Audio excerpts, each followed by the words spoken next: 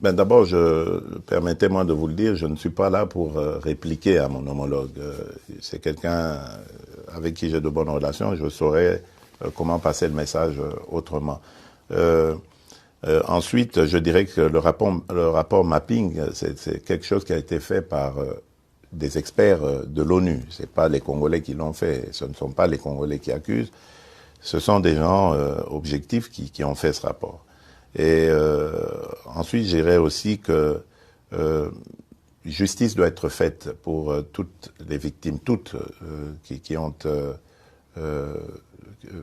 sont tombées, qui ont été arrachées à la vie au Congo et ailleurs dans la région. Et donc, pour moi, ce serait plutôt une attitude positive que le président Kagame aurait de collaborer à cela.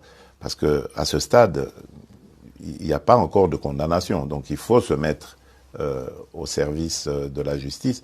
Et si ces gens qu'il défend sont innocents, la justice les innocentera. Quant à nous, à moi particulièrement, je tiens à ce que la paix et la sécurité reviennent dans mon pays, parce que je veux tourner cette page sombre de l'histoire de l'Afrique, qui est une honte de vivre en se regardant en chien de faïence avec ses voisins.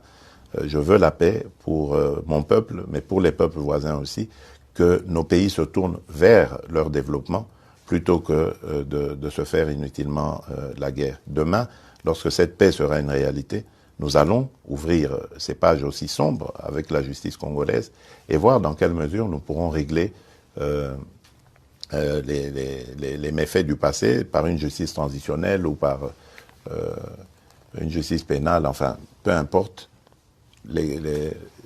L'essentiel est de sortir de ce cycle infernal et d'aller sur le développement et les bonnes relations entre nos pays.